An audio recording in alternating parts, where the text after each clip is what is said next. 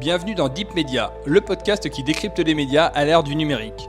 Je suis Julien Bougeot, consultant en social media, IA générative et formateur depuis plusieurs années. Mais avant tout, je suis un passionné et curieux de l'univers médiatique depuis plus de 15 ans. Aujourd'hui, je vous propose un épisode spécial de Deep Media.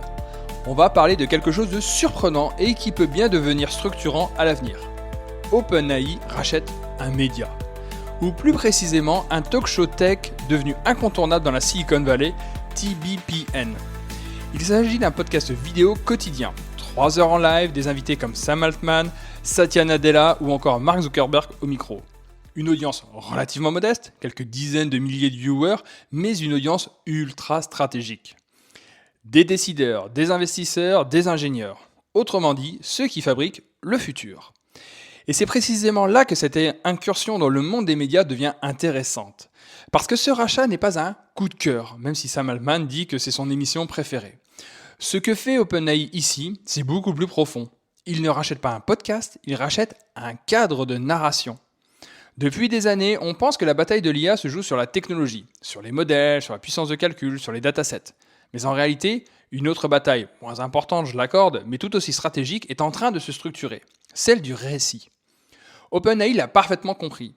Dans un contexte de régulation, de défiance, de tension politique, ce n'est plus suffisant d'avoir la meilleure techno. Il faut aussi maîtriser la manière dont elle est racontée.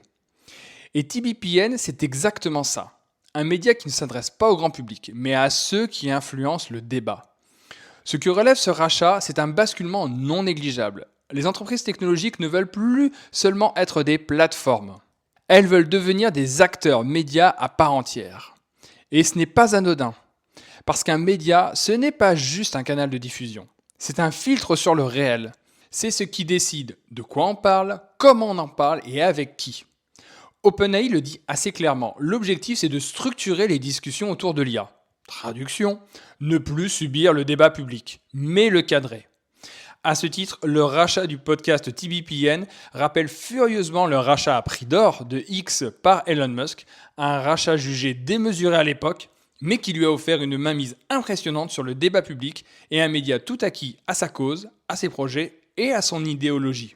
Avec ces mouvements, on touche plus globalement à un point clé pour nous qui observons les mutations des médias, la verticalisation complète de la chaîne de valeur. Avant, c'était plutôt simple. Les entreprises produisaient des technologies, les médias racontaient ces technologies. Aujourd'hui, les frontières, elles explosent totalement. Les entreprises produisent la techno, produisent les contenus, contrôlent la distribution et désormais possèdent le média. Alors bien sûr, OpenAI promet une indépendance éditoriale. Mais dans le même temps, les équipes du podcast rejoignent aussi leur stratégie de communication. Et c'est là que le modèle devient fascinant de toutes parts. On n'est plus dans une logique média classique, on est dans une logique hybride.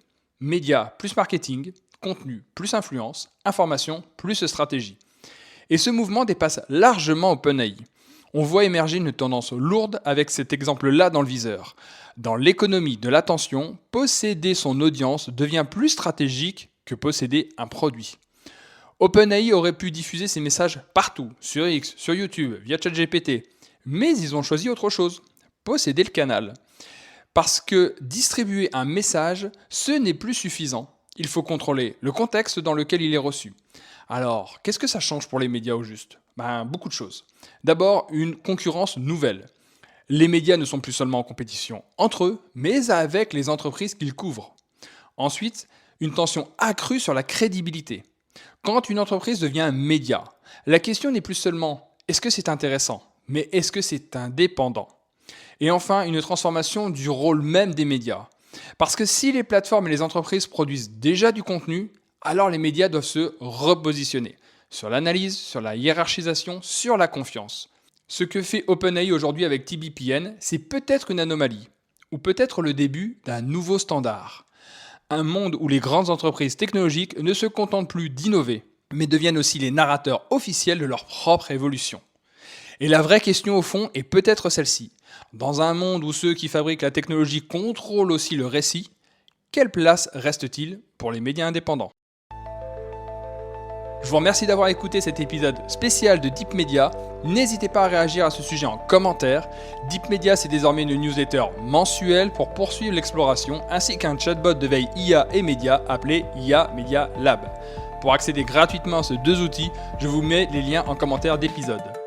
Je vous donne rendez-vous prochainement pour de nouveaux épisodes plus classiques de Deep Media. En attendant, n'oubliez pas de vous abonner et de déposer les commentaires adéquats sur toutes les plateformes de podcast.